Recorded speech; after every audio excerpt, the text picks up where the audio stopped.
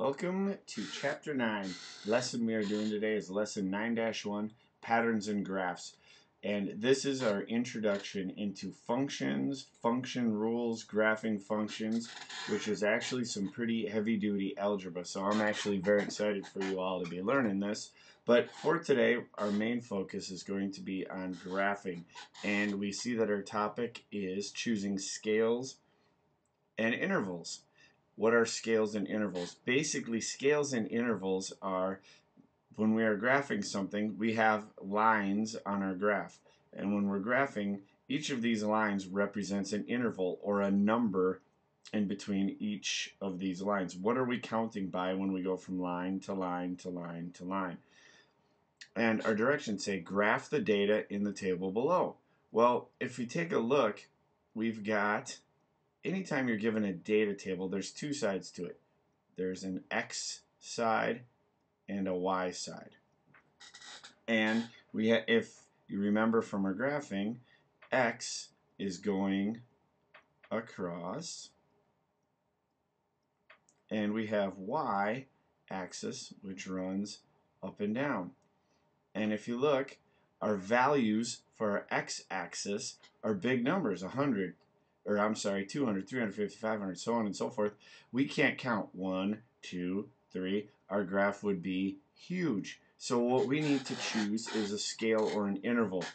When we go from line to line, what would make sense to count by? Often, this happens to be a 12 by 12 graph. I'm going to box off I like to work with, say, a 10 by 10.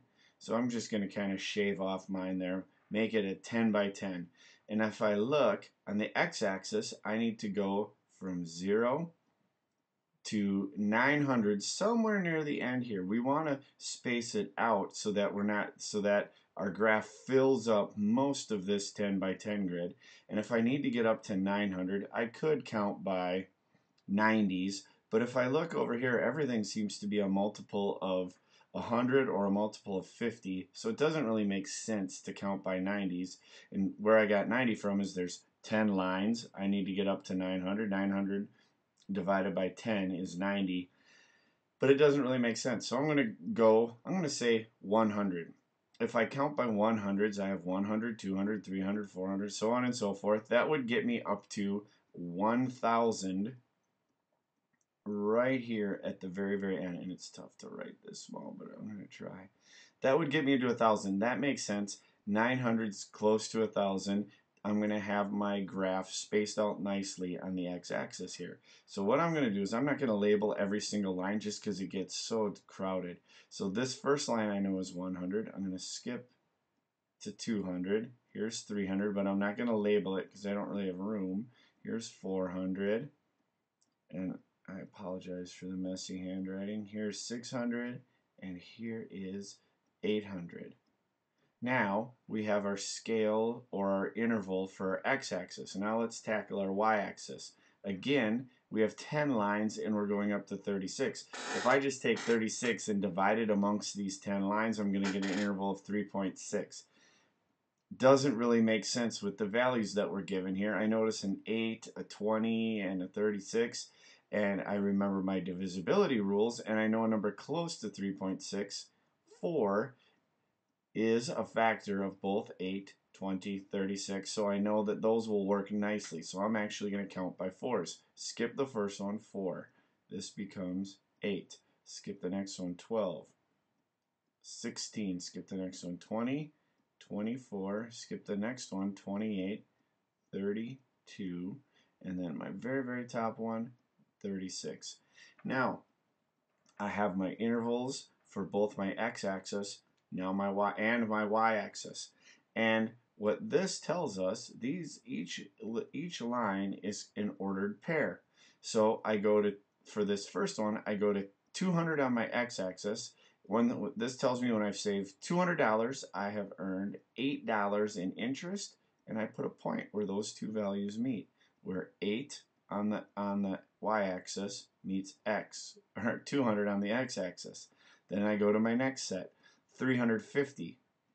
Well, I know that this line is 300 because it's between 200 and 400. So if this is 300, 350 is going to be exactly halfway between, so I put a little mark there.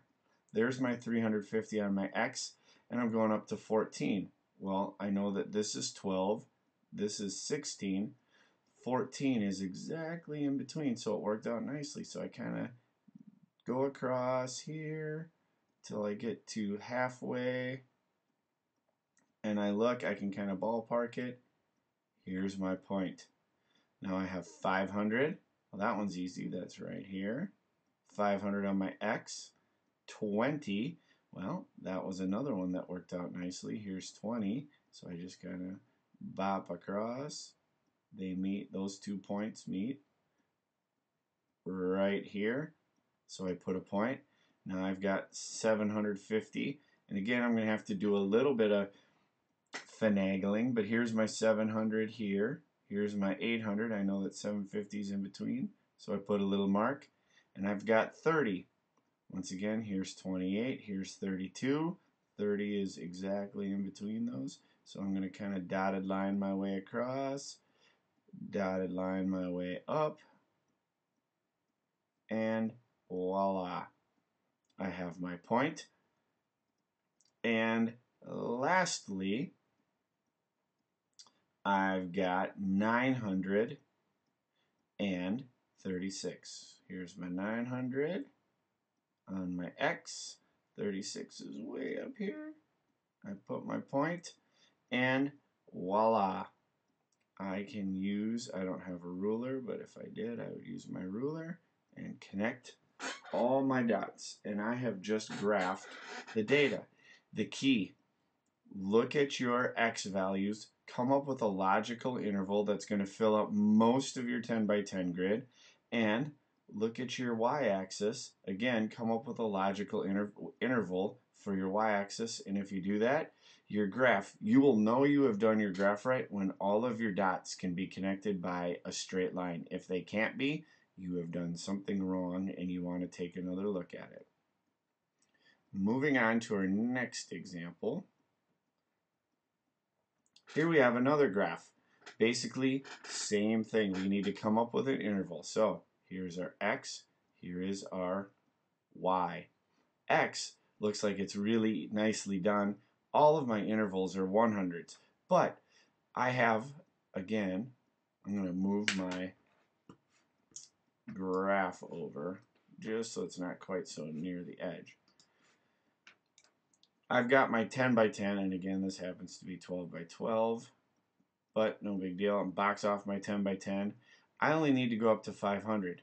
If I just counted by 100s, my graph would end here, and I'd have all this extra space. That doesn't make sense. So I'm going to actually count by 50s, but if I skip a row, every other line ends up being a 100, because if you go back and look, 50, 100, 150, 200, 250, 300, so on and so forth.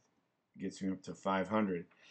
Now, if I look at my x-axis, here I've got 10 and I'm around 150, and so what would make sense for this one, if I'm counting, I need to get up to somewhere around 150, but looks, I've got some weird numbers here. So I think what I am going to do is I'm going to count by 20s, because I see some numbers here. This one's a multiple of 20. This one's close to a multiple of 20. So what I'm going to do is I start at 0, skip 1.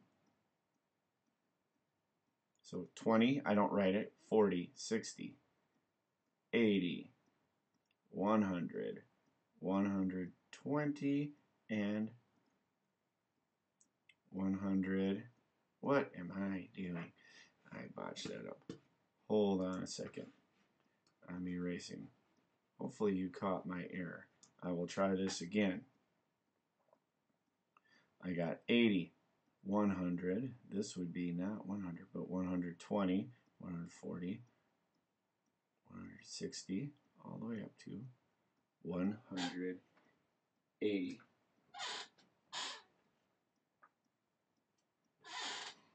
So if I'm graphing this, I go, my first one's nice and easy. 100 stuffed animals cost $40. 200 animals cost $67. Well, I know that this is 60. 70's halfway between, so I'm just going to put it a shade below halfway between. And again, there's going to be some estimation on here, and you will know if your graph, if you take a straight line and you can more or less connect your dots, you know you might have one a little bit higher, a little bit lower, but if they end up way off, then you know you made a mistake. But if they're pretty close, you know you did a good job. 300 gets me to 94. Well, here's 100. 94 is just going to be slightly below, so I'll put my mark there. I go to 400, that's 121, just a bump above 120. And then lastly, 500 is 148. Well, here's 140, here's 160, that's awfully close to 150. So I'm going to put my mark there, and I connect my dots.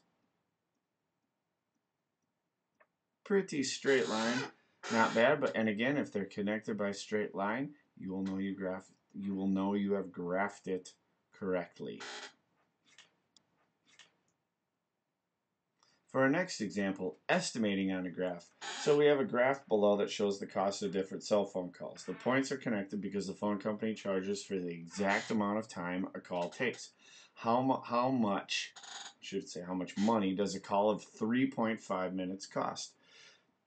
If we look, we have dots at 1, 2, 3, 4, but we don't have a dot at 3.5. So kind of like what we did at the last one, we have to look. Here's 3, here's 4.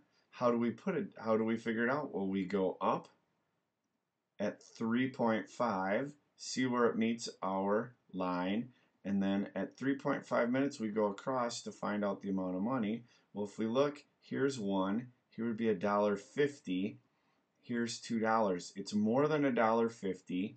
It's not halfway between $1.50 and $2.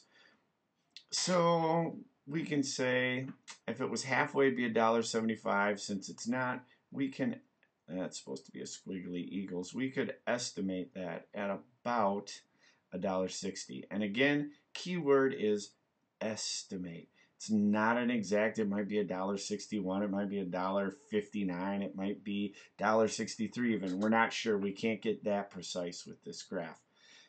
If we look at this next question, how long would a 4.5 or 4.5 minute call cost? Well, we do the same thing. Here's 4.5, kind of trace it up, and it looks like somewhere around here. So we go across. Looks like, all right, here's $2, here's $2.50. Just a tick above $2, I would say maybe about $2.10 or so. Might be a little bit less, might be a little more, but we're estimating, so all we want to do is get close. And lastly, one of the things you can do is we have a graph, and if you look at this graph, technically any graph really keeps going on forever and ever. This one happened to just be drawn till there. It didn't go on any further, but luckily your book extended the line. If you take your graph and throw a ruler up against it and just keep it going, it literally just, it would keep going and going and going and going forever and ever. And you could extend out values this way, you could extend your values that way, and your graph would just keep going and going. Now, usually graphs have a beginning and an end because there's a useful number range here, and for this one we really didn't need to go above 80 degrees on Celsius, 160 on our Fahrenheit for what we needed. But if we look at our original graph, it stopped here at 60 degrees Celsius. If we wanted to know what would the Celsius temperature be for 160, well, same thing. The only difference is we go off our y-axis, extend a line out wherever it meets where we think our graph would be, and if we extended it out, it looks like it would be right here. So we drop our line down.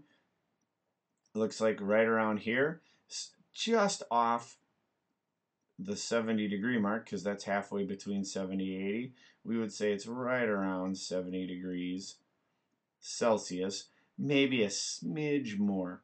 But again, that's the answer, using estimation. So, quick review. When you're making your own graph, look at the values you have for x, look at the values you have for y, come up with logical intervals that will fill up the space that you're given. And on your homework, I would recommend 10 by 10. For the next one, same thing. Look at your values. Again, come up with logical intervals. This is probably the hardest part. And first column is your x, second column is your y. X goes along the bottom, y goes along the side. That's up and down. This is across. Third one, estimating. If you're not given a point that is graphed, all you do is find it on the x, figure out where it meets the y, go across. And on this one, our graph didn't go further, but we can extend it a little bit more and still come up with our values using our x and y numbers.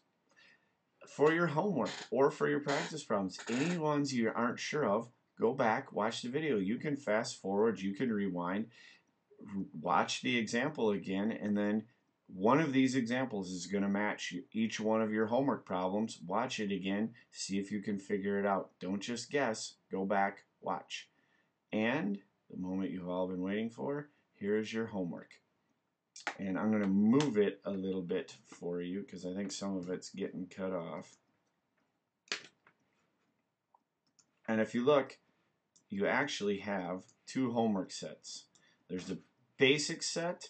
If this is kind of tricky for you, stick with the basic problems. There's not quite as many, it's still out of 10, but stick with the basic problems. It's going to match the ones exactly like you just watched. And for the advanced ones, many of them are going to match, but for some of the upper numbers, you can take what you already know and apply it at a little higher level. So if you thought, hey, this is easy, I get it, challenge yourself. Do the advanced problems. And again, if you're confused on any of these, go back, watch the example, use your notes. Every one of these matches one of the problems that you're going to be assigned. Good luck.